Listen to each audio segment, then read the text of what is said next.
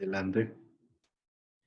Muy buenas noches tengan todos ustedes. Bienvenidos a todos los participantes que ya se encuentran con nosotros a este primer webinar del mes de abril. Les saluda a su colega y amigo Miguel Ángel López Diego y tengo también por aquí participando en este primer webinar repito, del mes de abril a el licenciado Cristian Zamora. Licenciado, buena noche. Buenas noches, licenciado Miguel. Es un gusto, un placer compartir con usted la primera sesión de este webinar programados en el mes de abril y que enhorabuena, van a ser de mucha importancia para nuestra formación académica. Gracias, gracias, licenciado. Recordarles que para hacer acreedores a la constancia del mes de abril es necesario que al momento de ingresar nos proporcionen su nombre completo, además de permanecer conectados en este webinar el 80%, por favor, y participar en por lo menos 2 sesiones en el mes de abril para poder, repito, ser acreedores a la constancia del mes de abril. Bueno, a nombre de la Federación Nacional de Neonatología, de México, AC, le doy también la bienvenida a la ponente que nos acompaña el día de hoy. Ella es la licenciada Carolina García Ordaz. Me voy a permitir leer un poco de sus antecedentes. Ella es licenciada en enfermería y además es especialista en cardiología y proviene del Instituto Nacional de Cardiología del doctor Ignacio Chávez. Sin más preámbulo, le dejo la palabra a la licenciada Carolina García Ordaz, quien nos va a proporcionar la información muy interesante acerca de el uso y manejo de drogas vasoactivas en el neonato. Licenciada, buena noche. Gracias, buenas noches. Corrijo, soy Galicia.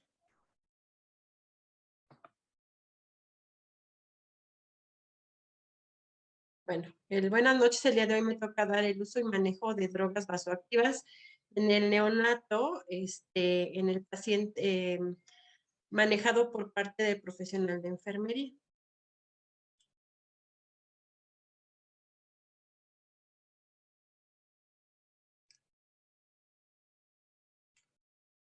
Bueno, como introducción tenemos que en la unidad de cuidados intensivos se requiere personal capacitado, especializado, en atención no nada más del recién nacido, sino del general de toda la población que nosotros podemos atender.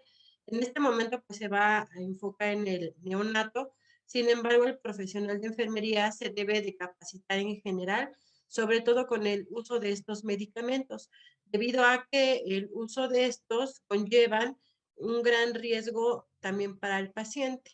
Se requiere de conocimiento científico, pero también de un equipo de trabajo coordinado con experiencia y estar tranquilos y actuar con rapidez en la toma de decisiones de una forma certera. Esto es muy importante debido a que en las unidades de terapia o cuidados intensivos se maneja mucho estrés.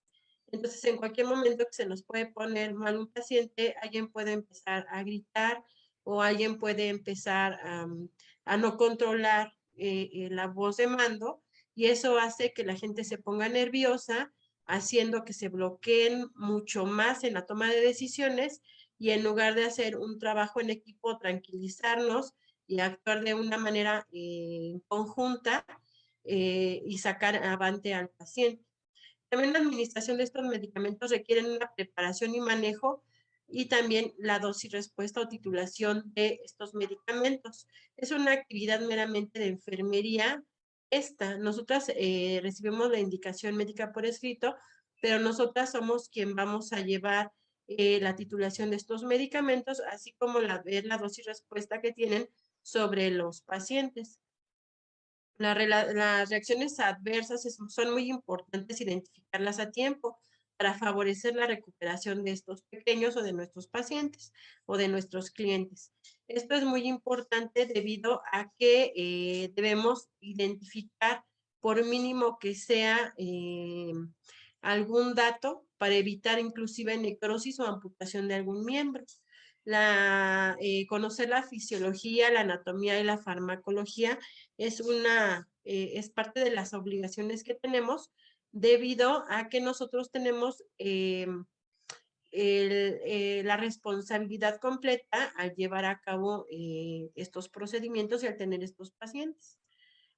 Bueno, nosotros tenemos como objetivo dentro de las terapias proporcionar un conocimiento para el uso de la práctica de los vasopresores e inotrópicos, exclusivamente de este tema, utilizados en el servicio de neonatología. Mantener actualizado al personal de enfermería. Es importante que nosotros nos mantengamos actualizados, debido a que hay medicamentos nuevos que se van incorporando, o bien estudios nuevos que nos hablan de la dosificación, de los eventos adversos, de cómo se pueden seguir las pautas terapéuticas que en este momento tenemos. Entonces, como medidas generales, vamos a tener primero el lavado de manos, porque nosotros tenemos nuestros 5 momentos. Entonces, esta es un cuidado primordial, de no nada más en el primero, segundo, tercer nivel, sino en todos los niveles de atención, inclusive nosotros que estamos en una unidad de cuidados de terapia intensiva. Este sería el pilar para nosotros, porque vamos a manejar pacientes en estado de choque que requieren que nuestras manos todo el tiempo se encuentren limpias y preparadas, así como tengamos los aditamentos para poder apoyar a estos niños o a nuestros clientes para poder sacarlos avante. Debemos de cumplir las indicaciones por escrito, pero también si tenemos una urgencia, tenemos que hacer la indicación, porque no porque es una urgencia voy a dejarlo de hacer. Entonces, en ese momento me van a dar una indicación verbal en una urgencia y yo debo de cotejar la indicación verbal con el médico que me la está dando y con mi compañera que me está apoyando, para que tengamos una línea de trabajo. Esto es muy importante. Entonces, si en una urgencia me dicen prepara adrenalina 1 miligramo en 25 mililitros, yo tengo que decir, doctor, voy a preparar 1 miligramo de adrenalina en 25 mililitros, y él debe de decirme que sí. Compañera, voy a instalar mi medicamento, y decirlo en voz alta, aunque sea una urgencia, porque de esa manera nosotros estamos cotejando de que estamos afirmando que esta indicación sea correcta. También tenemos que saber los gramajes. Es muy importante porque a veces los médicos son residentes novatos, de los que van llegando apenas, que tienen todo el conocimiento del mundo, sin embargo no tienen la experiencia que tenemos nosotras. Entonces a veces te hacen indicaciones y te dicen, no, pues ponle 90 miligramos de, no sé, de citrato de fentanilo, pues 90 miligramos. Dices tú, no es una indicación adecuada. Le corriges y entonces cotejas con el médico para que de esa manera tú sepas cuál es mi dosis con la que debo iniciar, mi dosis con la que puedo yo empezar a titular este medicamento. Y esto es muy importante. Aplicar siempre los correctos al realizar una doble verificación de medicamentos de alto riesgo. Esto es muy importante. Tenemos medicamentos como son los vasopresores, en este caso y más adelante vamos a explicarlo, la norepinefrina es muy importante pasarla por una vía central. Sin embargo, estos correctos tenemos que ponerlos, porque en ocasiones nos hacen indicaciones inadecuadas por la cantidad de pacientes que tenemos, y le pueden indicar un vasopresor a un paciente que no lo requiere. Y si yo no tengo la experiencia o la sapiencia de decirle al doctor, ¿sabe qué está pasando esto? ¿Está seguro? Entonces, en ese momento nosotros podemos detectar el error y podemos también corregirlo. Entonces, siempre es qué paciente es, en qué dosis, qué vía, y todo eso lo tenemos que estar siempre haciendo. Conocer las nomenclaturas y símbolos más comunes, porque a veces nos ponen ABD, agua bidestilada, nos abrevian potasio, K, sulfato de magnesio. Entonces tenemos que saber todas estas nomenclaturas para que podamos nosotros hablar el mismo idioma en cuestión de simbología. conocer los fármacos y su efecto. Esto es muy importante. Nosotros debemos de conocer qué pasa con cada uno de ellos y cuál es el efecto que voy a tener o cuál es el efecto que yo deseo que tenga para poder entonces yo saber si este medicamento está funcionándole o no.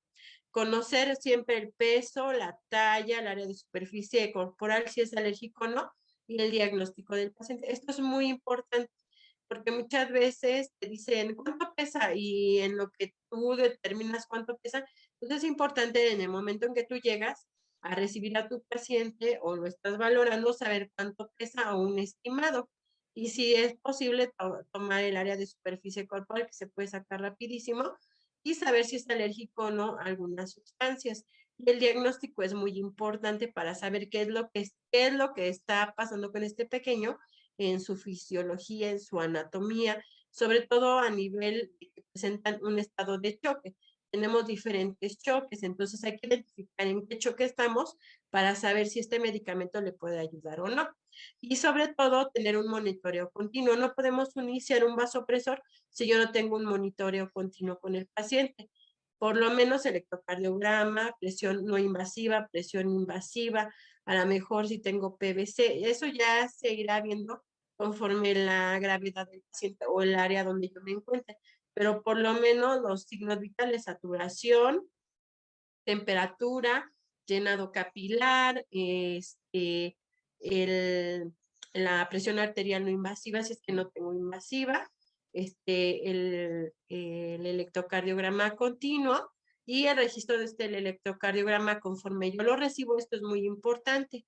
Y verificar la permeabilidad del catéter. Siempre es muy importante y cuando vayamos a pasar algún medicamento veamos que esté permeable.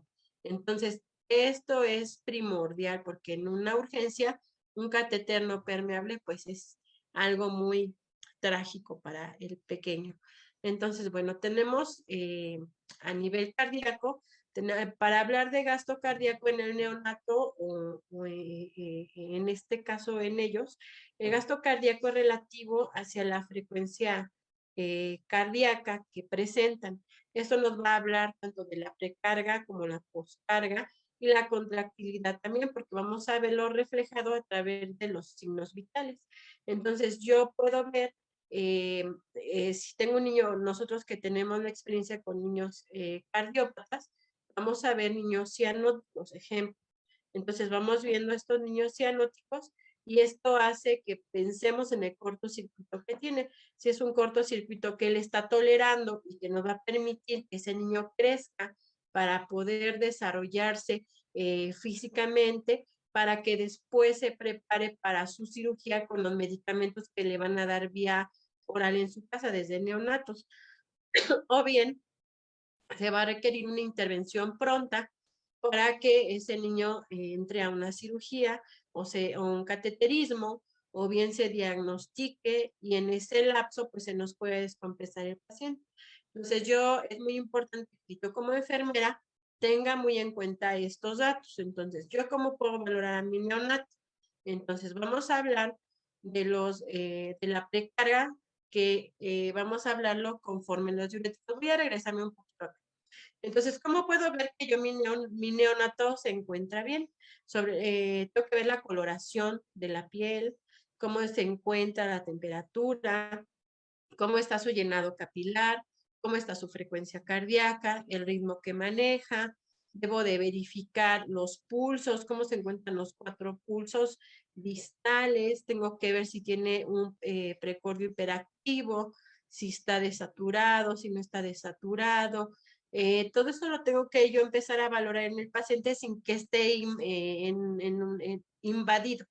Entonces es muy importante que yo todos estos datos clínicos que estoy viendo del paciente, si yo veo que el llenado capilar está aumentando, el perímetro abdominal aumentó, que tenemos esfuerzo respiratorio, que tenemos tiraje intercostal, o que tengo aleteo nasal, veo que incrementó la cianosis o la desaturación. Entonces todos estos datos debo de irlos sumando para ver en qué momento podemos avisar o desde el momento en que encontramos uno, avisarle al médico para evitarle al niño complicaciones. Y bueno, dentro de la precarga, vamos a hablar que esto se puede manejar con volumen o diuréticos, es decir, todo lo que va a llegar hacia el lado derecho del corazón, de eso hablamos como precarga, todo lo que va llegando. Entonces es importante que los pacientes estén bien hidratados. Muchas veces están hipotensos y les quieren iniciar un, no sé, el arterenol, porque dicen, no, es que está hipotenso y el niño lo que tiene es deshidratación, porque empieza a estar con toda la mucosa seca, empieza a hacer una fiebre por la misma deshidratación que tiene. Entonces nosotros tenemos que ir viendo la clínica del paciente para nosotros determinar si le hace falta o no volumen o si tiene un exceso de volumen. Tiene estertores, empezó a estar cianótico, a lo mejor tenemos ingurgitación yugular, a lo mejor creció la hepatomegalia, está distendido, entonces empiezo a ver datos clínicos que me pueden hablar de que estamos con exceso de volumen de líquidos en el neonato, y entonces esto me va a hablar de la precarga. Entonces también tengo que identificar la poscarga, porque si se ve la poscarga alterada, vamos a necesitar vasopresores o vasodilatadores. Entonces, para la poscarga necesitamos ver la presión arterial, la frecuencia cardíaca. Igual si tenemos ya, estamos en un nivel más avanzadito dentro del diagnóstico del paciente, a lo mejor tenemos un ecocardiograma, o si no contamos con un electrocardiograma. Podemos empezar a ver el deterioro hemodinámico de estos pacientes. Y esto es muy importante. Y tenemos también la contractilidad, que es lo que nosotros tenemos que ir viendo la función contráctil de estos pacientes. Es decir, tengo buenos pulsos, si ya tengo un precordio hiperactivo, tengo que ver que ese precordio hiperactivo esté fuerte, que sea constante. Ese niño se me va a empezar a fatigar, hay que empezar a preparar las cosas, hay que avisarle al médico, se está fatigando porque tenemos mucho volumen o no tenemos mucho volumen de líquido. Tenemos que identificar todas estas cosas paulatinamente conforme yo vaya viendo lo que está sucediendo con mi paciente. Entonces, por eso es que es muy importante que nosotros estemos muy al pendiente de todo esto.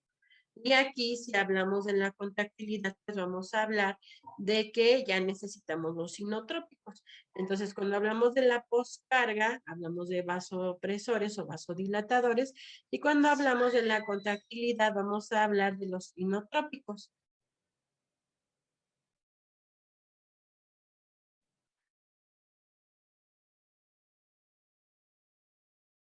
Y bueno, también tenemos que conocer las propiedades del corazón. Tenemos varias propiedades que tiene nuestro corazón, como la excitabilidad o vasotropismo, que es la capacidad de generar un potencial de acción durante un estímulo propio o artificial. A eso se refiere. Es decir, que es la capacidad de ese potencial de acción. Es decir, la electricidad que corre a través de nuestro sistema de conducción, que nos va a dar un impulso eléctrico que va a generar una contracción efectiva. El automatismo o cronotropismo, hablamos de tiempo contractilidad. Esto habla de generar de forma espontánea los impulsos eléctricos que me va a generar una frecuencia cardíaca. A eso se refiere. También vamos a ver que tiene la conducción, el bromotropismo, es la propiedad de transmitir a la célula a otra célula y a la velocidad de estas un estímulo generado para dar o generar o originar en cualquier lugar del corazón, ese estímulo me genere una contracción, una frecuencia. A eso se refiere, que todo este campo trabaje. La contractilidad o inotropismo es la capacidad de transformación de la energía química en fuerza contráctil como respuesta a este estímulo que ha estado teniendo. Y la refractariedad, que son las células que no pueden continuar que están continuamente excitables, es decir, que todo el tiempo están listas para el impulso eléctrico que me va a generar la contracción, que me va a generar la frecuencia cardíaca, que me va a generar la expulsión de este líquido sanguíneo dentro de los ventrículos o de las aurículas, que me va a permitir toda la circulación sanguínea del paciente. Entonces, cuando hablamos nosotros de medicamentos dosis y respuesta, hablamos de farmacocinética y farmacodinamia. Dentro del efecto del organismo sobre el fármaco es la farmacocinética y la farmacodinamia son los efectos del fármaco sobre el organismo. En la farmacocinética tenemos que ver la absorción, metabolismo, la excreción, el modo en que, cómo va a actuar este medicamento en el organismo o el organismo sobre el fármaco. Y en los efectos farmacológicos sobre el organismo en la respuesta que yo voy a querer y que tenga este paciente. Entonces tenemos que reconocer el aporte del fármaco, así como integrar el lenguaje técnico objetivo, es decir, hablamos de gamas en los medicamentos inotrópicos y personalizar las dosis, porque no se pueden, digamos que todos los pacientes tienen el mismo medicamento, la misma dosis, la misma dilución. Esto va a variar conforme a peso, talla, edad del paciente y el problema. Como les decía, tenemos que conocer peso, área de superficie corporal, el diagnóstico y la edad del paciente. Eso es muy importante. Y para poder sacar las gamas, tenemos que tener la fórmula magistral. Esta fórmula magistral de gamas es esto: miligramos entre mililitros por mil entre 60. Igual me va a dar una constante. La constante la voy a multiplicar por los mililitros entre el peso y esto me va a dar microgramos kilómetro. Esta es nuestra fórmula magistral. Aquí abajo la desgloso nuevamente. Entonces son los miligramos. No sé, si tengo una infusión de adrenalina, donde es 1 miligramo de adrenalina, voy a poner ahí el miligramos, el medicamento X, que me están pidiendo que es 1 miligramo, entre la dilución, es decir, que son 50 mililitros, y así me dieron la indicación, por 1000, que es la constante de los miligramos, por eso tiene esa constante de 1000, entre 60, que es en tiempo. Entonces, esta de 1000 y entre 60 son constantes que no se van a mover. Las dos primeras son las únicas que se van a mover. Miren, entonces esta y esta son las que yo voy a incorporar para que me den una constante. Esta y esta son constantes de miligramos y tiempo. Por lo tanto, aquí no debo de moverlo.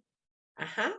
Entonces, por eso es que es importante que nosotros lo tengamos en cuenta y sigamos con nuestro medicamento. Ya que tengo la constante, voy a poner la constante por los mililitros que está pasando.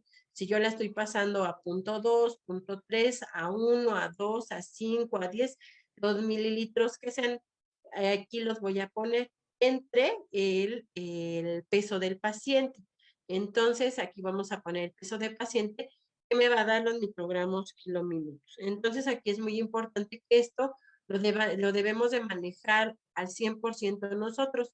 También tenemos una aplicación que se llama UnChop, que es una aplicación donde ya nada más incorpora los datos que requieren, ella ya tiene las constantes, y de esa manera tú puedes sacar rápidamente tus gamas, tus microgramos kilómetro. Entonces, esto es importantísimo que lo sepamos manejar para que cuando estemos entregando a los pacientes, digamos, tengo, no sé, está 0.4 gamas, 0.01 gamas, saber si está en dosis alfa, beta, gamma. Todo esto es muy importante que nosotros lo conozcamos, porque nosotros así nos entregamos a los pacientes. Tengo adrenalina, la cual está a 0.04 gamas, y entonces eso significa que vamos a tener conocimiento de lo que está pasando con esa infusión. Por eso es que es muy importante que nosotros lo tengamos en cuenta. Y bueno, cuando hablamos de vasopresores e inotrópicos, estos son los principales. Hay más, pero nada más me basé en estos debido a el tiempo, primero, y segundo, al uso tan importante que tenemos con ellos. Entonces, aquí vamos a hablar de la epinefrina, la norepinefrina, la dobutamina, la dopamina, la vasopresina, la mirinona y el famoso levosimendan. Muchos de estos medicamentos, o por lo menos los dos últimos, son muy costosos. Entonces, por eso es que su uso en algunas instituciones no los llevan a cabo o no los tienen, precisamente por el costo que estos generan. Y bueno, en el manejo del paciente en estado de choque, independientemente del choque que sea, vamos a ver que se va a alterar el gasto cardíaco, las resistencias vasculares sistémicas, la hipoperfusión secundaria a la elevación de las resistencias vasculares sistémicas. Hablamos de choque frío o cardiogénico, vasodilatación por disminución de las resistencias vasculares sistémicas, que aquí hablamos de choque caliente o séptico. Y en el paciente pediátrico, el gasto cardíaco es relativo a la frecuencia cardíaca. Por lo tanto, es que la frecuencia cardíaca, así como la presión arterial, la saturación, el llenado capilar, y todos los demás signos vitales me van a hablar del estado hemodinámico del paciente. Por eso es importante que yo lo esté monitorizando. Entonces, yo debo de ver que mi paciente tenga sus presiones arteriales ahí constantes, ver el volumen urinario, el llenado capilar es muy importante, porque esto me está hablando, a lo mejor el paciente apenas empezó a reticular. El reticular es cuando el paciente empezó a hiperfundirse y el signo de reticulación es que se hacen como rombitos en toda la piel. Entonces, estos rombitos que se empiezan a generar en la piel es por hipoperfusión, se ven los capilares como ya no empiezan a llenar adecuadamente a nivel tisular, y esto es un signo muy importante que me puede dar tiempo para la pauta terapéutica, es decir, doctor, yo veo al paciente reticulado, está frío, está taquicárdico, aumentó la temperatura, disminuyó el volumen urinario, estamos frente posiblemente a un choque séptico por la elevación de la temperatura y las resistencias vasculares que también se vieron afectadas en este caso por la temperatura. O podemos tener un choque hipovolémico, que puedo ver mucosas deshidratadas, llenada capilar lento, fiebre también puede presentar. Podemos ver la deshidratación de las mucosas, podemos tener las fontanelas hundidas, que ya está en anuria el paciente, que el llenado capilar se prolongó. Y entonces de esa manera yo puedo ir identificando o poniendo todo lo que yo voy viendo de mi paciente, qué es lo que está sucediendo con él. Y decirle, doctor, parece que se está chocando el paciente. Entonces, no le voy a dar apellido en ese momento porque a lo mejor no lo sé, pero sé que está pasando algo con este niño, con este pequeño, con mi cliente o mi paciente. Entonces, yo debo de saber qué es lo que debo de hacer. Entonces, primero es que tengamos una vía permeable. Si ya estoy viendo que se está deteriorando, hay que colocarle una vía permeable y tenerle los líquidos adecuados que se requieren, porque muchas veces los pacientes están muy deshidratados y dicen es que está congestivo, pone más furosemide, me incrementa la frecuencia cardíaca, se pierde potasio, empezamos a ver que el paciente está con un volumen urinario de 10, 11 mililitros por kilogramo peso por hora.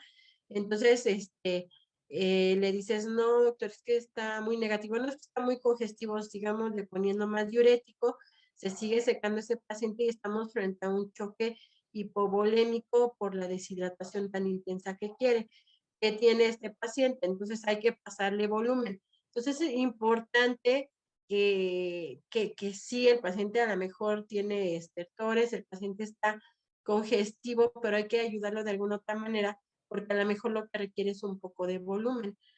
Entonces, cuando hay una falla de bomba cardíaca, vamos a ver que hay insuficiencia en la circulación. Esto nos va a hablar entonces del estado de choque. Una, una inadecuada entrega de oxígeno celular o tisular, eso es lo que está pasando. Entonces vamos a ver que va a haber cambios hemodinámicos en el paciente, así como bioquímicos, que nos van a generar entonces ya el estado de choque, por lo cual vamos a requerir ciertos medicamentos especializados, como son los vasopresores y los inotrópicos. Independientemente de que el paciente pueda estar sedado o no, se vaya a intubar o no, eso ya son otros cuidados de la vía aérea. En este caso, nada más vamos a basarnos en esto. Pero si yo tengo un paciente que estaba extubado, que empezó a presentar todos este cuadro, pues es un paciente que inminentemente va a requerir la vía ventilatoria mecánica y se va a requerir entonces intubar, todos los cuidados de la intubación. Antes de que nos caiga en paro, el paciente nos está avisando. Es muy importante realizar la intubación antes de que el paciente caiga en paro. Por lo tanto, tenemos que estar muy al pendiente de estos mecanismos que nos está avisando el paciente para poder actuar. Y bueno, dentro de los fármacos que vamos a verlos como simpático-miméticos, que son sustancias que van a producir o imitan los efectos derivados de la estimulación del sistema nervioso simpático. Es decir, que la adrenalina va a activarse a modo de que se segreguen diferentes sustancias y hormonas, y estos receptores nos van a ayudar a que este paciente se esté preparado, o nosotros podemos ponerle estos medicamentos para ayudarlos de una manera que podamos estabilizarlos prontamente. Entonces, hay medicamentos que son directamente, indirectamente o de mecanismo mixto. Es muy importante que sepamos cuáles son, que en un momento vamos a continuar con ellos. Dentro de los fármacos sintético-miméticos son las catecolaminas. Lo que yo les decía, tenemos receptores alfa, receptores beta.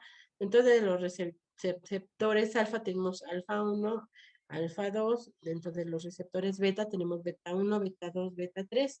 Y tenemos que la adrenalina o epinefrina, la noradrenalina o norepinefrina o la dopamina se encuentran dentro de este grupo. Es decir, que dentro de las respuestas que va teniendo el paciente, las respuestas ahora sí que hemodinámicas, vamos a ver que la respuesta inotrópica positiva va a aumentar la respuesta adrenérgica. Se requiere producir vasoconstricción periférica temporal para hacer la estimulación adrenérgica alfa. Es decir, que yo necesito que en ese momento los líquidos, los líquidos empiecen a regresar de una manera pronta. Lo que yo les decía, el paciente tiene que estar bien hidratado para que de esa manera, cuando usted empieza a ver esta falla de bomba, lo que hacen estos medicamentos es que hacen una vasoconstricción periférica, lo que va a mejorar el retorno venoso y va a ayudar a que esta precarga esté óptima para que la poscarga también se encuentre de manera óptima, que lo que me llega funcione de una manera tal de que este volumen me ayude a que todo mi sistema se nutra. Entonces tenemos que ver que la contracción, lo que llega y lo que sale sean efectivos. No sé si, bueno, si tienen algunas dudas me pueden interrumpir, ya saben, con gusto se va a aclarar. Y bueno, dentro de estos medicamentos tenemos aquí a la adrenalina, que es como la más conocida, la que más usamos nosotros.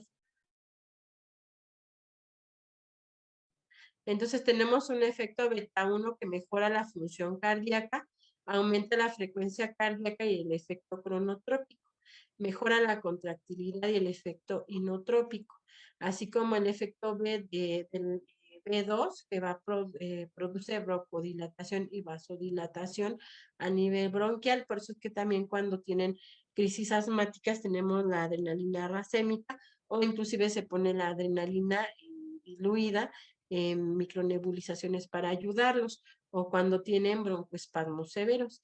En efecto, alfa-adrenérgico va a producir vasoconstricción esplénica y mucocutánea en aumento de la presión arterial sistólica y la diastólica.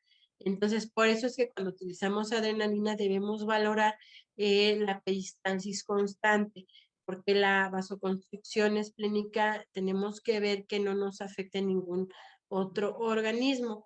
El exceso del uso de la adrenalina nos puede llevar a algunas partes que se puedan necrosar. Entonces es importante que nosotros estemos valorando a los pacientes. Entonces en el efecto B1 o beta 1 va a ser mejorar la función cardíaca al incrementar la frecuencia cardíaca. Entonces al yo mejorar la frecuencia cardíaca contráctil, voy a aumentar la frecuencia cardíaca Por ende, esto va a ser a nivel cronotrópico, lo que yo les decía dentro de las funciones cardíacas, y como inotrópico porque nos va a ayudar a esta función contráctil. Entonces, cuando hablamos de lo contráctil es de inotrópico, pero nos va a ayudar a aumentar la frecuencia cardíaca. Entonces, por eso es que es una adrenalina es inotrópico y cronotrópico. Y en el efecto beta 2 va a ser una broncodilatación o vasodilatación. Esto es lo que yo les decía cuando tenemos un problema asmático, un problema a nivel pulmonar. Y el efecto alfa-adrenérgico va a ser aquella que produce vasoconstricción esplénica y va a hacer que a nivel mucosa o mucocutánea nos va a ayudar para aumentar la presión arterial sistólica y diastólica. Esto es muy importante porque hay algunos medicamentos que solamente nos ayudan a mejorar la sístole y a otros la diástole. Entonces, en lo que es la adrenalina, pues nos ayuda a ambas para la función cardíaca. Por eso es que este es el medicamento de elección para los pacientes. Comúnmente nosotros, o la mayoría de los pacientes cardiovasculares, tenemos adrenalina pasando. Y bueno, la dilución es de 1 miligramo, en caso de paro, nosotros hacemos la dilución de 1 miligramo en 9 mililitros de salina, que me va a dar a 0.1 a 0.3 mililitros por kilogramo de peso. Entonces tenemos que saber cuál es el peso del paciente. Y la dosis más alta es de 0.3 a 1 mililitro por kilogramo de peso.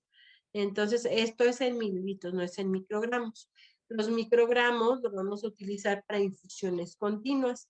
Es una concentración de 0.03 a 0.1 miligramo por kilogramo peso en una concentración de 1 en 10,000 seguidos de 1 mililitro de solución salina. Es decir, que después de un bolo que pasemos de adrenalina hay que lavarlo con salina y tenemos que iniciar la dosis en infusión continua intravenosa de 0.1 miligramo, 1 microgramo por kilogramo minuto, lo que les decía yo de las gamas, como un máximo de 1 microgramo kilo minuto. Entonces es que nosotros tenemos que saber cuánto tenemos. Comúnmente nosotros manejamos de 0.1 a 0.5, 0.7. Ya cuando requieren 1 microgramo kilo minuto, no hay que sobreexceder estas dosis, porque entonces estamos en sobredosis terapéuticas. Por eso es que nosotros debemos de utilizar la fórmula magistral para poder nosotros no equivocarnos con estas dosificaciones. Entonces, bueno, esta se va a usar en paro cardíaco, en asistolia, en bradicardia, en fibrilación ventricular o taquicardia ventricular sin pulso, bradicardia sintomática que no responde a atropina o a la estimulación, en hipotensión o en shock severo posterior a la resucitación, ya también que se haya pasado volumen. Anafilaxia grave, porque también se utiliza como en el beta 2, acuérdense que nos ayuda como para anafilaxia grave, y la obstrucción de la vía aérea alta por espasmos, lo que le decía yo también del asma, o casos agudos asmáticos, y mejora la frecuencia cardíaca, la presión arterial del paciente, y va a mejorar el gasto cardíaco en un estado de choque. Por eso es que es muy importante y es el medicamento de elección que tenemos.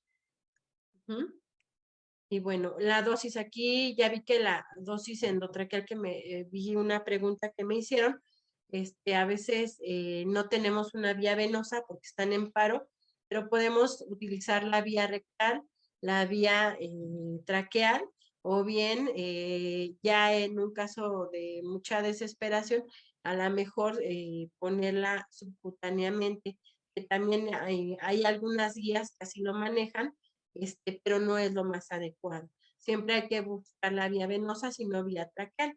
Entonces tenemos que en la dosis de paro que ya hemos visto, en la administración venosa o intracutánea, vamos a ver que es de 0.01 miligramo por kilogramo. Es decir, que vamos a llevar la adrenalina 1 en 9 para que me quede 1 en 10,000 en cada mililitro. Por eso es que es muy importante que nosotros sepamos hacer este aforamiento. Como máximo 1 miligramo debe administrarse, de hecho es mucho para un neonato. ¿no? Pero aquí así lo manejaba la literatura, y se va a administrar de 3 a 5 minutos hasta que se mejore el retorno circulatorio. Y en neonatos va a ser la dosis de 0.01 a 0.03 microgramos kilóminutos. Esto es muy importante que nosotros lo estemos checando. Sí, también se puede diluir con agua bidestilada dependiendo de las condiciones del paciente. Tenemos pacientes que están con hipernatremia y son neonatos. Entonces no hay que pasarles tanta volumen salino. Entonces nos podemos ir a soluciones de agua bidestilada, así se puede administrar. La administración endotraqueal es en un caso dado de urgencia, que no tengamos otra vía más que endotraqueal, tenemos que poner 0.1 miligramo por kilogramo. Es decir, la misma concentración de 0.1 mililitros, pero estos son mililitros. Nosotros serán miligramos entre kilogramo. Es decir, 1 mililitro es igual a 1 miligramo, como dosis máxima de 2.5. ¿Por qué? Porque es una vía que se va a absorber de diferente manera. Por lo tanto, se va a requerir mayor volumen. Entonces, si yo tengo un paciente que pesa 3 kilos, voy a ponerle 0.3 mililitros por kilogramo, porque pesa 3 kilos.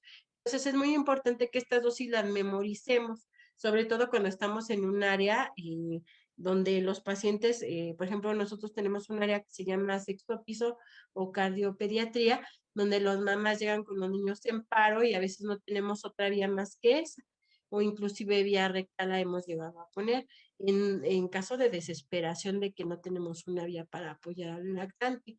Entonces, igual se va a administrar cada 3 a 5 minutos, a diferencia de esta que dice que pasemos un bolón de solución salina.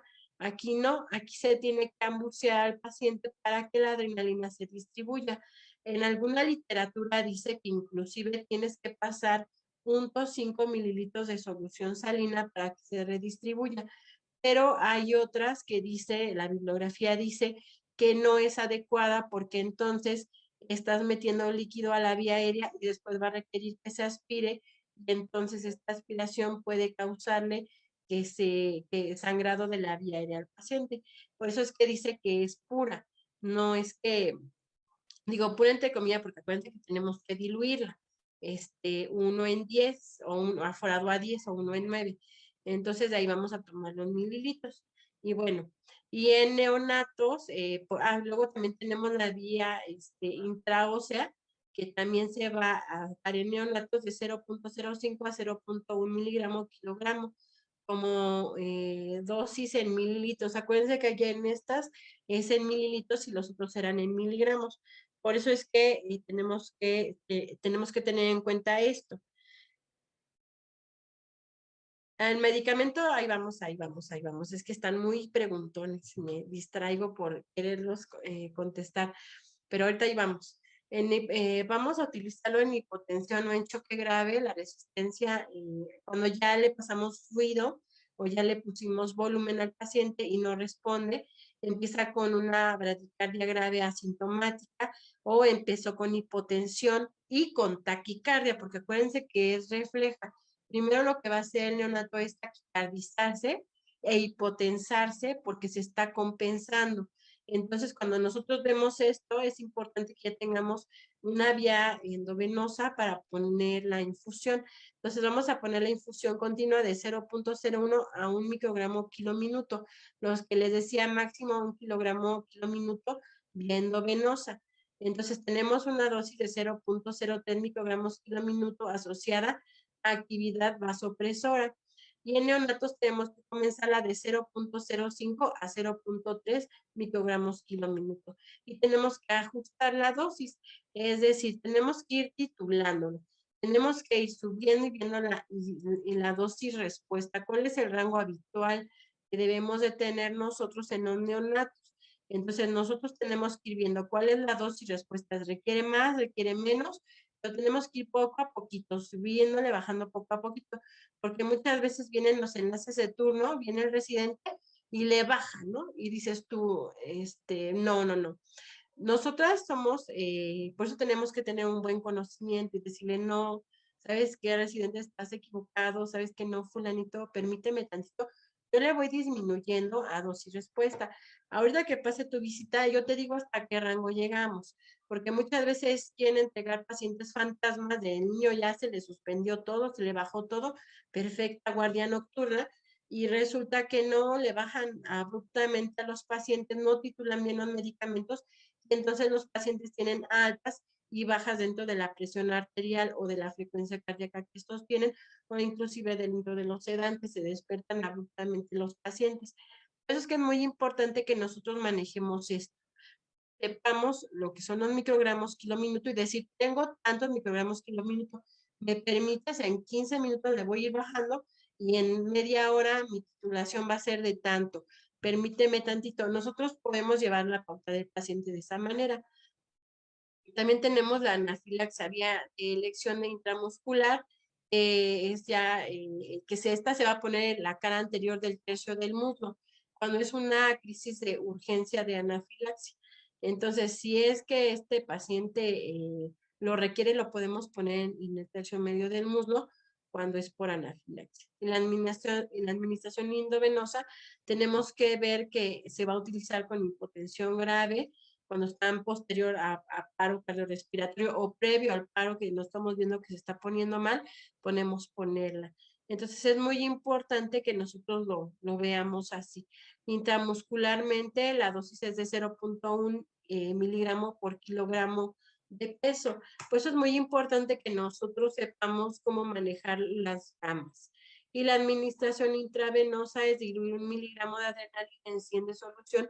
Estamos hablando para un choque anafiláctico, ¿vale? Y de ahí se tiene que ir titulando. En los neonatos no, acuérdense que por eso tenemos que ir viendo cuál es la dosis respuesta de los neonatos. Y bueno, contraindicaciones farmacológicas, vamos a tener que inhibir la secreción de la insulina, esta adrenalina, por lo tanto podemos tener pacientes hiperdinámicos, que tomemos alguna gasometría, un distroxis, que tengamos hiperglicemias. Entonces, no es que le pasemos insulina al paciente neonato, porque muchas veces dicen, no, es que tiene 300, 250, 190, y ya se están espantando y ya casi le quieren poner insulina al neonato. A menos que se conozca como un paciente diabético tipo 1, pues sí. Si no, hay que esperar a que el paciente se adapte, que quitemos el estrés, que él se empieza a acostumbrar a esto, ir viendo si tenemos calculadas, pues disminuirle el aporte de glucosa de esa zona, para que no tengamos rebotes súbitos de la glucosa. Posteriormente se va a estabilizar y las glucosas van a descender a un estado osmótico normal. Entonces, por eso es que nosotros debemos ir viendo esto y no es a espantarnos con hiperglicemias. Tenemos que el paciente neonato la va a tolerar hasta cierto punto, pero si tenemos este tipo de infusiones, tenemos que acordarnos que inhibe la secreción de insulina. Tenemos también que no se puede utilizar o si se va a utilizar con betabloqueantes, pues pueden causar una posible hipertensión inicial y después una bradicardia. Entonces, por eso es importante que sepamos qué medicamentos vamos a poner o no. Cuando tenemos diuréticos va a disminuir la respuesta vascular, es decir, que el diurético nos va a hacer interacción aquí. La levotiroxina potencializa los efectos de la adrenalina. Por eso si tenemos un paciente con levotiroxina y vamos a iniciar la adrenalina, necesitamos iniciarla pues poco a poco en menor dosis de lo que podríamos iniciarle con un paciente que no la tiene. Y su conservación, que es parte de lo que nos habían dicho. Ella es fotosensible. Sin embargo, la literatura que consulté, 3 literaturas, nos habla de que se puede tener a temperatura ambiente, no refrigerar, dice que se inestabiliza, entonces esa temperatura ambiente, de preferencia cubrir la jeringa si es que la tenemos cubierta, y si es en infusión continua, dice que puede durar 24 horas hasta 30, no es cierto, 24 horas estable. Entonces, es decir, que yo puedo preparar mi medicamento en mi jeringa transparente y durante 24 horas esta va a ser estable. Por eso es que Entonces es importante que nosotros chequemos este medicamento que 24 horas estable y posteriormente se deseche a las 24 horas. Si tengo infusiones caducadas hay que quitarlas porque van a perder su efecto y por eso es que a veces empezamos con incrementos de las infusiones y cuando hacemos el cambio, pues el paciente se taquicardiza y se hipertensa. Entonces tenemos que tener cuidado con esto. ¿Cuántas horas posterior a la adrenalina? Fíjate que yo en experiencia personal he visto que hasta 3 horas, después de 3 horas, el paciente se empieza a estabilizar. A veces a la hora empezamos a ver que se empieza a disminuir, entonces hay que darle tiempo, hay que quitarle a las calculadas si es que tenemos o algún aporte de glucosa, hay que retirarlo y posteriormente esperar a que se estabilice. Realmente sí tarda. Sin embargo, si ya vemos que continúa esto después de 3 horas, pues sí, a lo mejor hacer alguna maniobra extra, pero comúnmente a las 3 horas se empieza a ver la estabilización de la glucosa. Y bueno, ahora vamos a pasar a la norepinefrina. Esta es una catecolamina que va a estimular a los receptores adrenérgicos alfa y levemente a los receptores adrenérgicos beta 1. Es un fármaco de vasoconstrictor por excelencia. Cuando nosotros tenemos un paciente que empieza en estado de choque con hipotensión que no responde a volumen, el medicamento de elección es la norepinefrina. Actúa sobre los receptores alfa-1, produciendo vasoconstricción de los vasos de las resistencias y capacitancias periféricas. Es decir, hace una vasoconstricción, lo que va a mejorar el retorno venoso y por eso nos va a apoyar al aumento de la presión arterial. Por su acción sobre los receptores beta-1 va a aumentar el inotropismo. Es un medicamento inotrópico, cronotrópico, porque también va a afectar a la frecuencia cardíaca, aunque no como la adrenalina, y su efecto va a predominar en dosis bajas. O sea que este medicamento pronto se utiliza, se estabiliza y posteriormente se puede retirar o si se va a dejar. Es un medicamento que con una dosis, o sea, no es una dosis que esté bajando, subiendo, sino como que se mantiene estable con cierta dosificación. Entonces, la noradrenalina es un vasopresor, está en tratamiento de hipotensión aguda, en el uso de sedantes o en anestesias espinales, en infarto a miocardio y choque séptico. Nosotros cuando empezamos con un paciente que se empieza a deteriorar y nos dicen iníciele, no sé, fentanilo, midazolam o algún relajante, dexmedetomidina, o inclusive nada más con ponerles paracetamol, algunos niños los duerme o hace que baje un poquito la presión arterial. Digo, no por eso, por poner paracetamol voy a poner norepinefrina, pero sí a lo mejor con un sedante que utilice fentanilo o algún otro medicamento, midazolam, otro que tengamos a la mano, esto hace que se hipotense el paciente. Entonces, muchas veces los anestesiólogos, si es que están en algún procedimiento, lo primero que hacen es colocar una infusión de volumen y colocar la infusión de norepinefrina para que cuando empiece a utilizarse el sedante, pues esto revierta el efecto de la hipotensión. Y su dosis de esta en pediatría tenemos una infusión venosa de 0.05 microgramos a 0.1 microgramo kilogramo minuto, hasta 1 microgramo kilo minuto. Lo que yo les decía, es muy importante que sepamos los microgramos de qué, acuérdense de nuestra, ¿cómo se llama? Ay, se me fue el nombre, nuestra fórmula magistral. Entonces es muy importante que la tengamos en cuenta. La dosis máxima habitual es de 2 microgramos kilo minuto y para su preparación a veces la preparan con glucosa o con salina. Algunas bibliografías dicen que la salina inestabiliza algunos inotrópicos.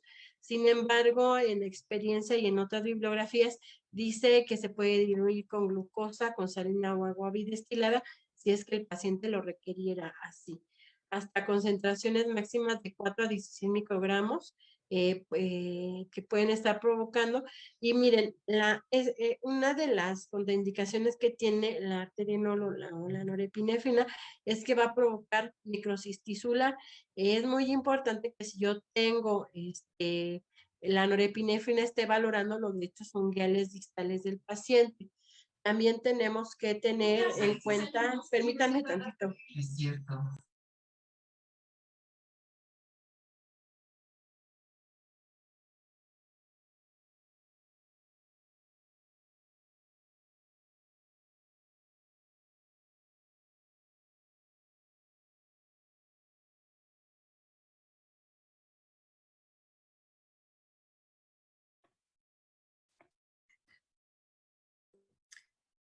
Mientras la licenciada Carolina regresa con nosotros, quiero dar un agradecimiento a todos los participantes.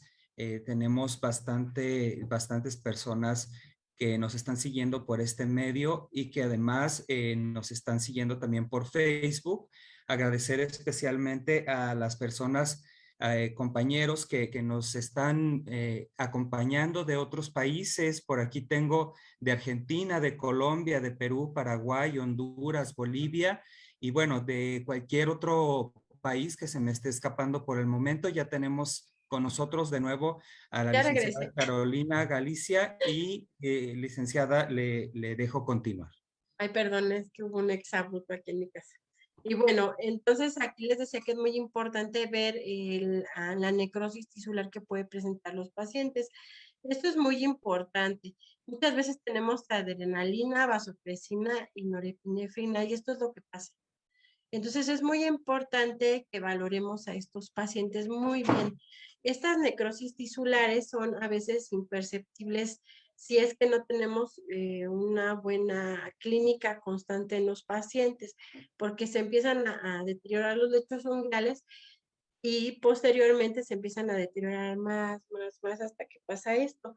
Nosotros, o yo en mi experiencia personal, desgraciadamente sí he visto la necrosis de estos miembros y la pérdida de estos miembros de los neonatos sobre todo, o que muchas veces empiezan las infusiones vía intravenosa y se colocan en una vía periférica y entonces esto pasa, empieza a ver vaso, si se empieza a fugar este medicamento y causa necrosis.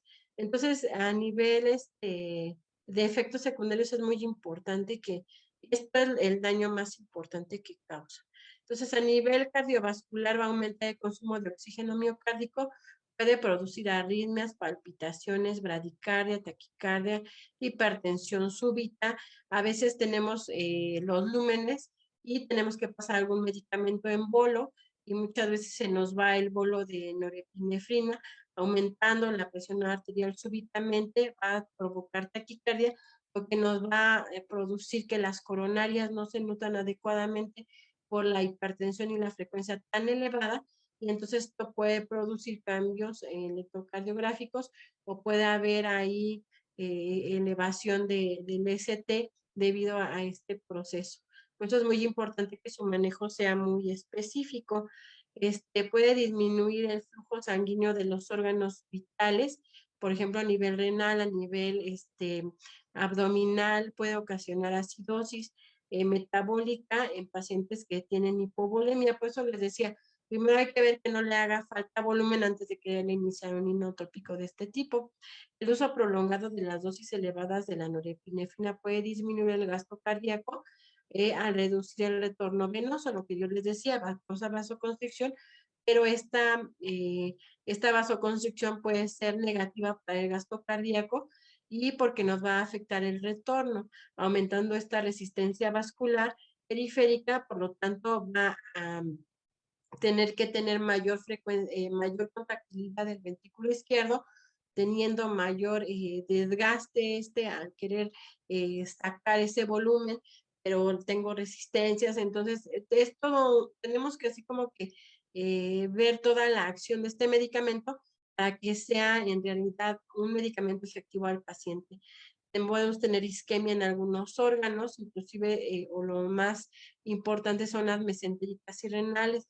Muchas veces empiezan con necrosis a nivel abdominal, empiezan a tener no sé, son muchas cosas que podemos ver a nivel de necrosis. Por eso es que es importante que nosotros veamos esto y que no se nos vaya a extravasar si es que está pasando viendo venosa, porque el paciente está muy grave, lo requiere, sí, pero en ese momento ya tienen que estar colocando una vía, un acceso central para poder cambiarle la vía lo más pronto que se pueda o pues recurrir a otra cosa.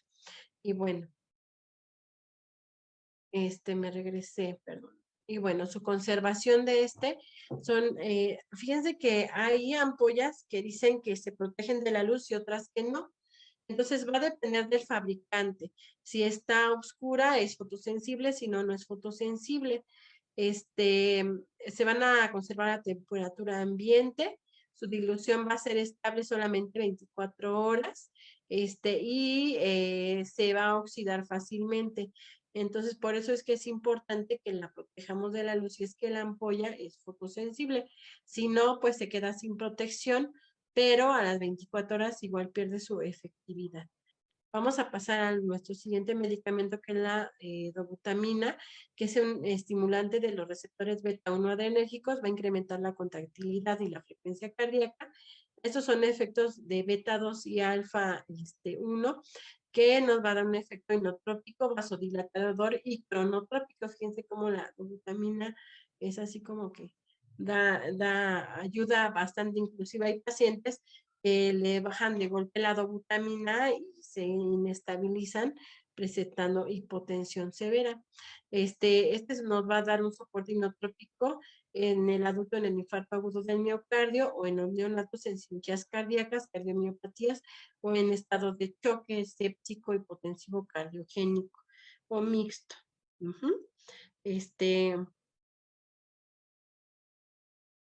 Y bueno, en el uso neonatal hay que valorar este fármaco.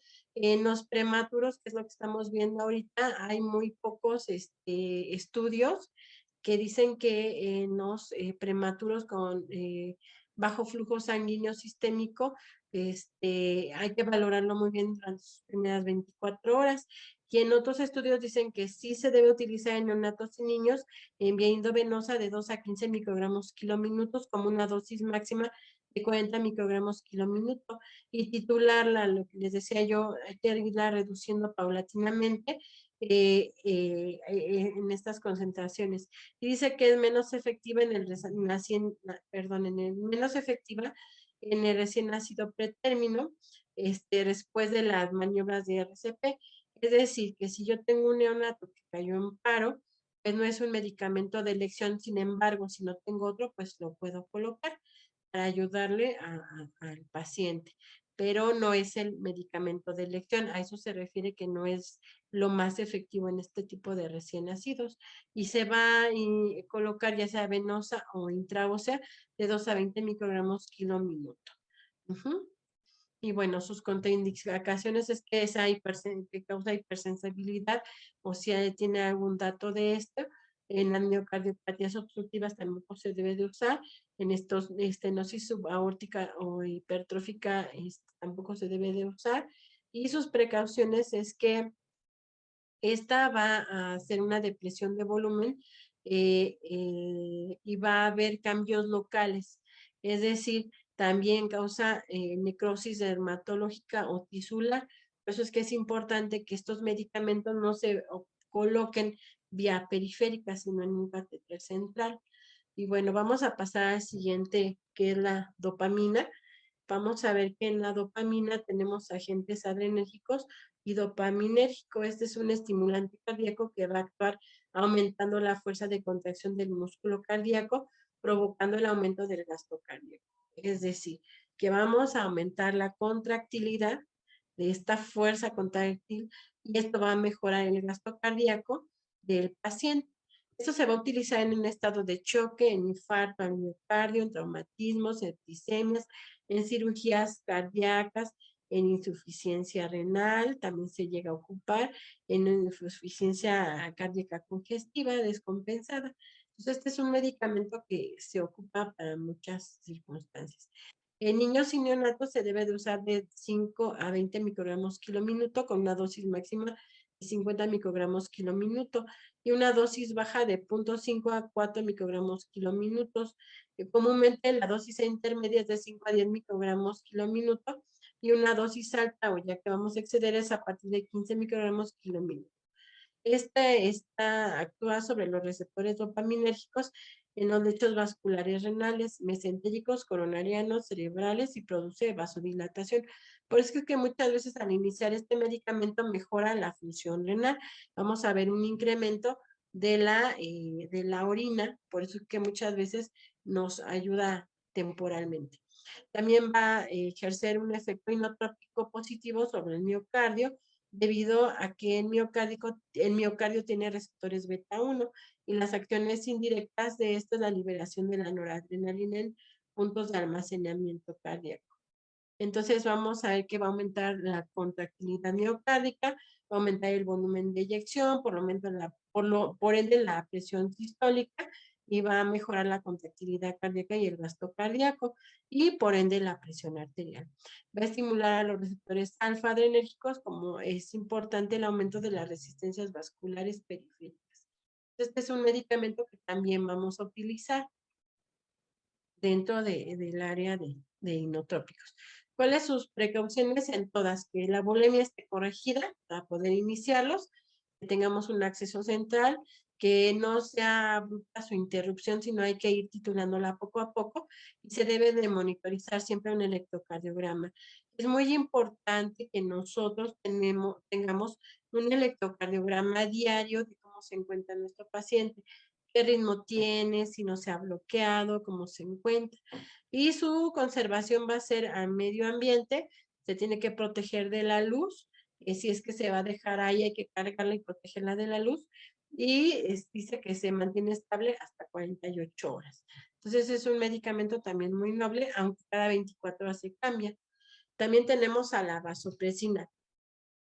Tenemos como un tratamiento de la hipotensión refractaria a las catecolaminas, en el momento que se puede decir, cuando ya no me funcionó la adrenalina, el adrenalina no me funciona, y entonces recurro a la vasopresina.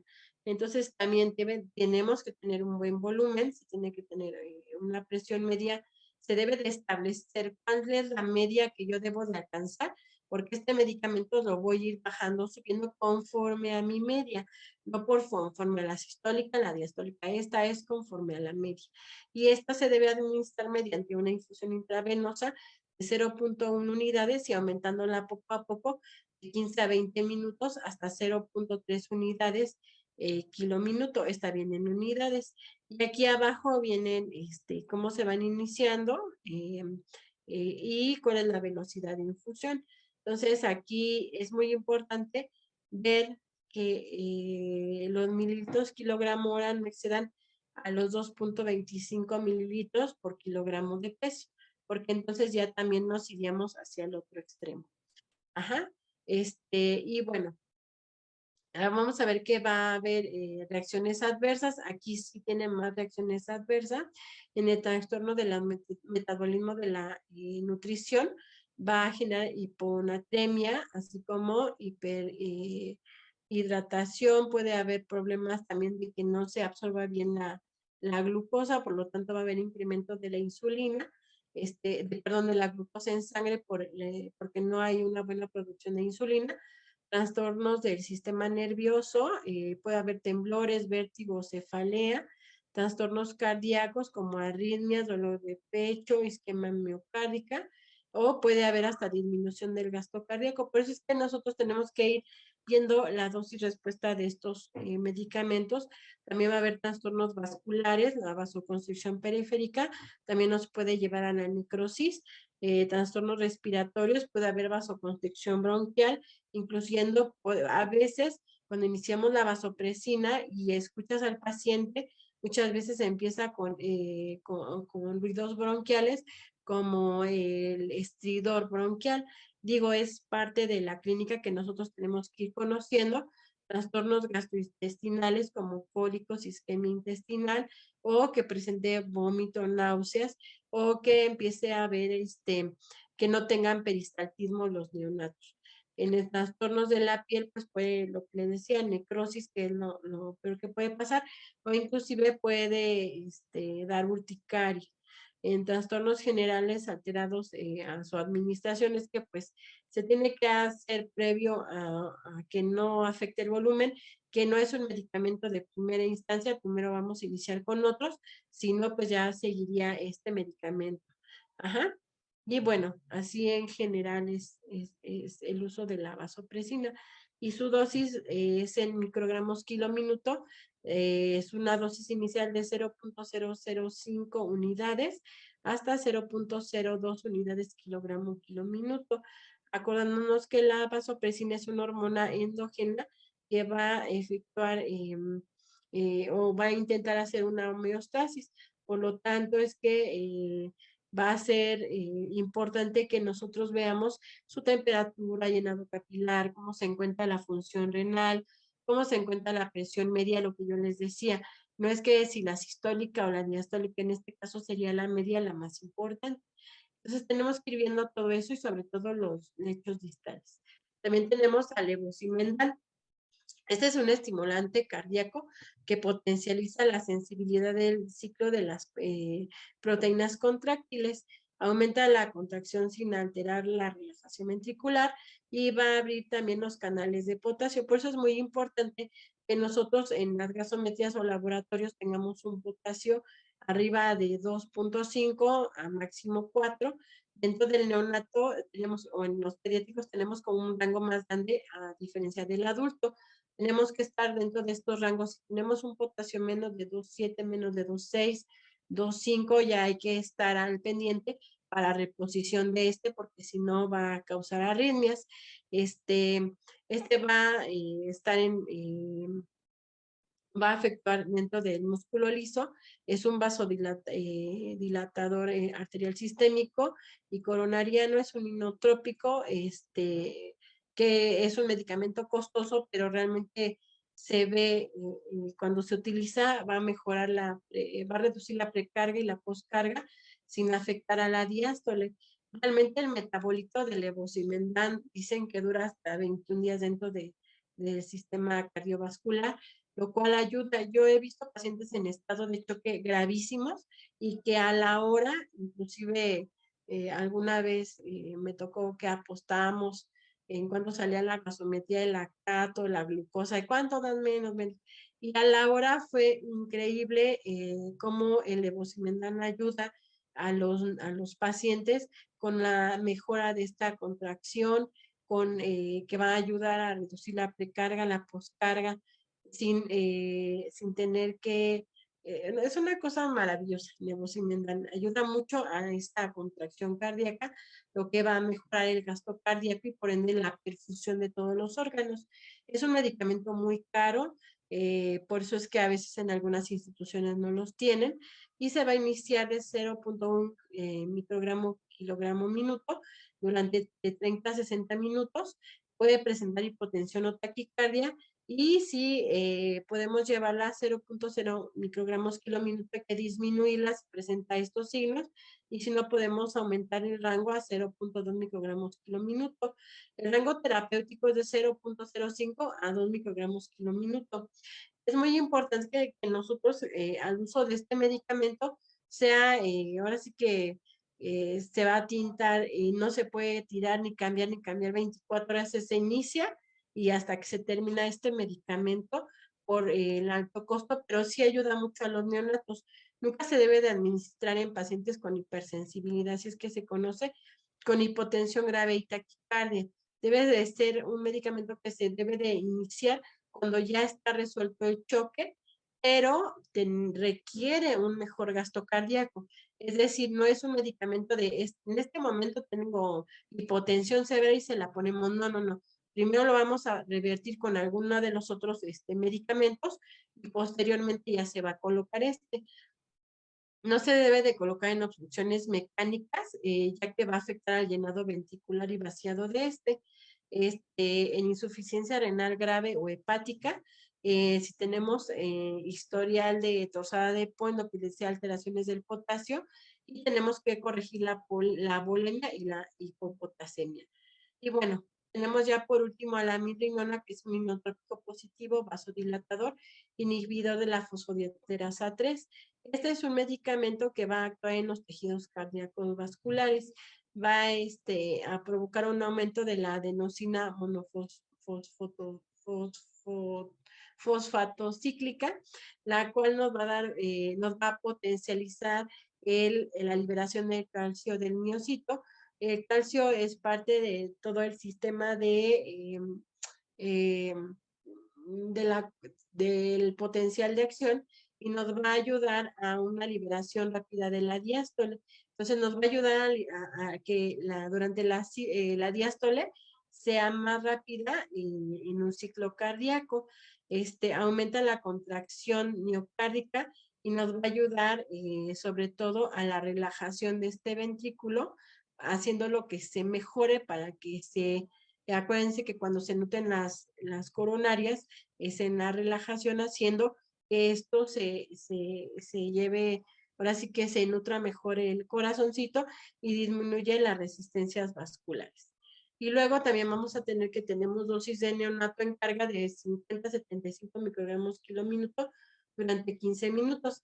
Nosotros comúnmente no hacemos estas dosis, comúnmente es una infusión continua de 0.5 microgramos kilo minuto, con un rango de dosis de máximo de 0.75 microgramos kilo minuto. Entonces vamos a ver que en algunas instituciones sí lo precargan, en otras no, o dependiendo el médico especialista o dependiendo la circunstancia del paciente.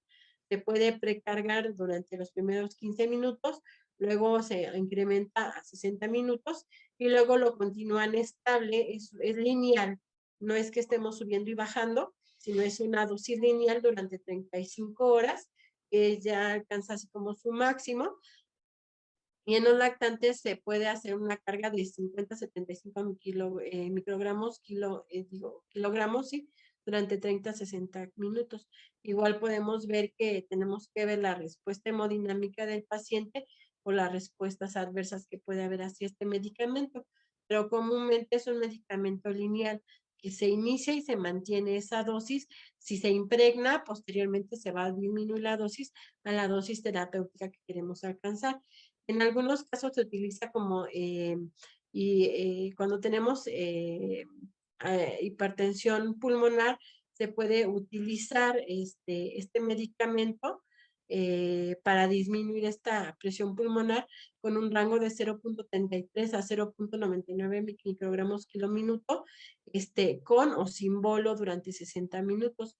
Se ha observado el descenso de la presión arterial sistólica, haciendo que mejore a nivel pulmonar estos pacientes. Y bueno, sin más por el momento, estoy aquí para sus preguntas, maestros.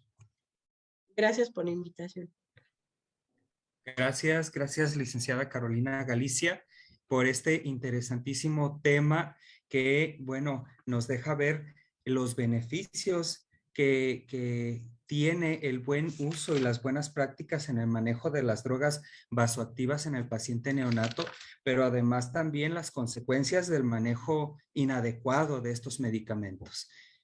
Sin más preámbulo, maestra, le dejo el espacio al maestro Cristian Zamora para pasar a la parte de preguntas y respuestas.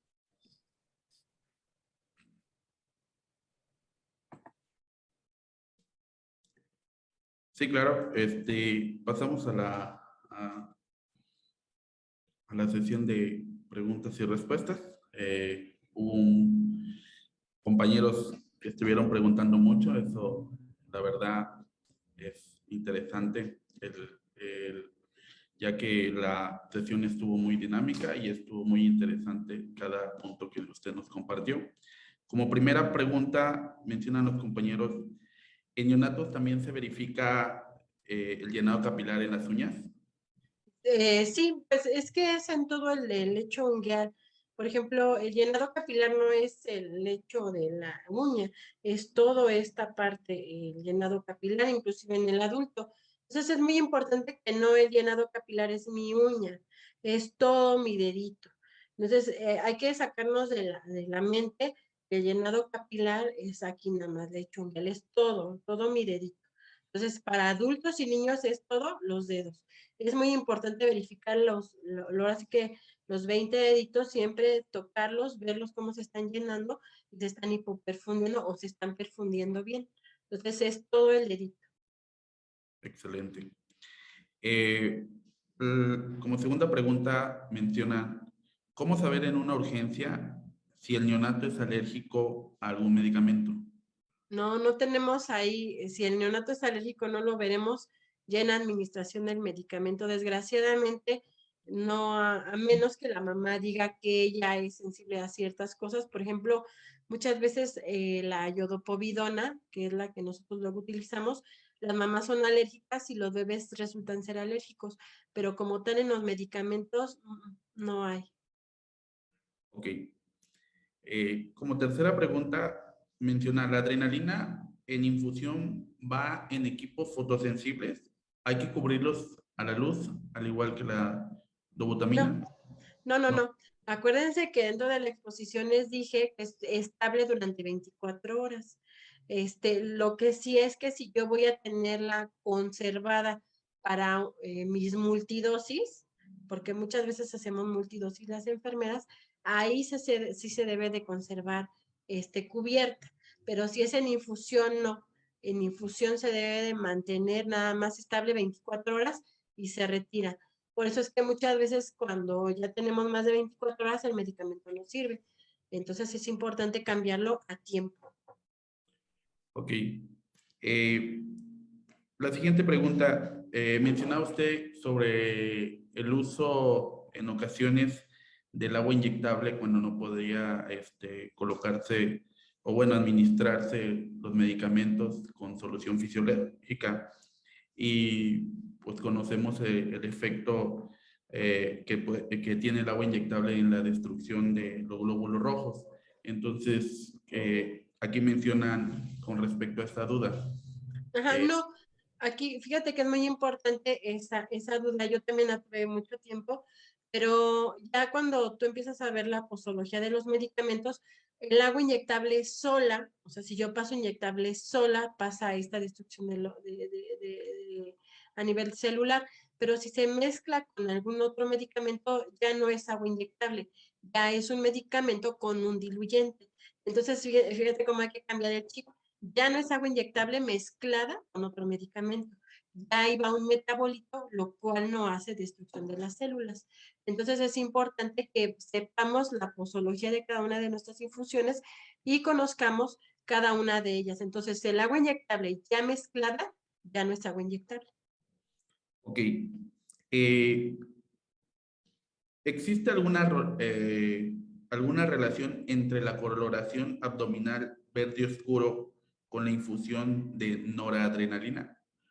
Sí, es muy importante que nosotros estemos valorando a nivel abdominal a los pacientes.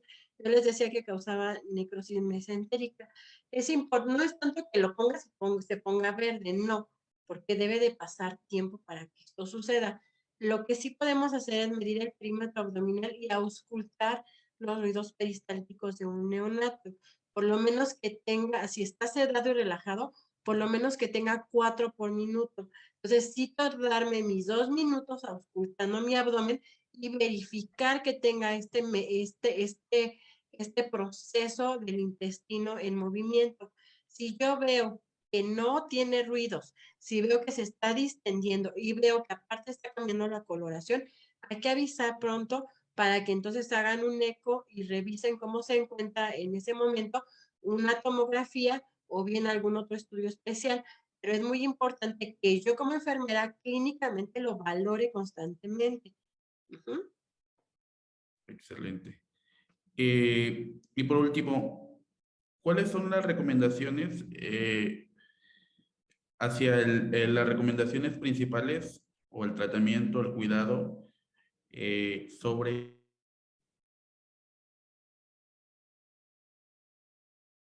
Ah, ya no lo escuché, maestro.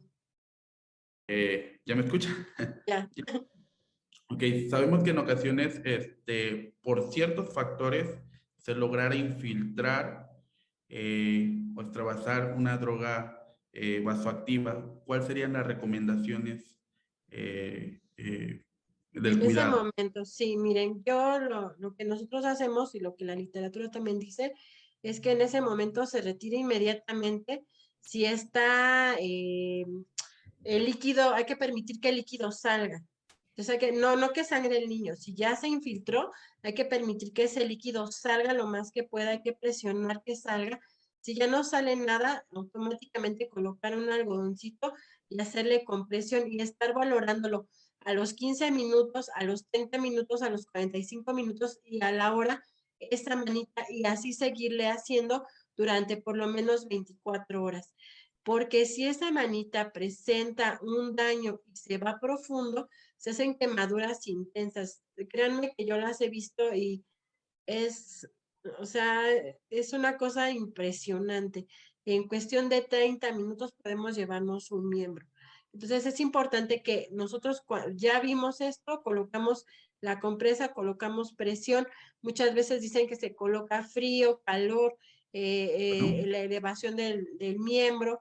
Vamos a ver, vamos a recurrir a todo lo que tengamos a la mano para que este medicamento pues empiece como a circular y absorberse y no dañe más el tejido. Entonces es importante que lo estemos movilizando y valorándolo constantemente. ok. Y como última pregunta, ¿cómo se administra la epinefrina en vía rectal? Fíjate que nosotros en algunas ocasiones hemos tenido la necesidad de ponerla en vía rectal porque son pacientes que primero son cardiópatas, son pacientes que las vías periféricas, vías venosas son muy difíciles, incluyendo la vía aérea es muy difícil. Muchas veces están posteriores. Entonces, lo que se hace es colocar una sonda 8 French en vía rectal y por esa sonda se administra la adrenalina nada más. Ese es un caso de desesperación porque lo hemos tenido, lo hemos hecho y nos ha funcionado, acordándonos que no es la adrenalina lo que nos va a ayudar, lo que nos va a ayudar son unas compresiones efectivas, una buena ventilación y si el medicamento llega para ayudarnos, pues esto nos va a apoyar para el RCP del neonato pero sí en un caso desesperado nosotros lo hemos administrado así. Pero acuérdense que lo primero es ventilación, compresión, bueno, no en ese orden, ¿verdad? Pero es compresión, ventilación y el medicamento, en este caso sería la adrenalina. Y verificar que no causemos daño. También verificar que no causemos mayor daño a nivel intestinal porque causa vasoconstricción y podemos causar necrosis rectal. Entonces, es muy importante todo esto.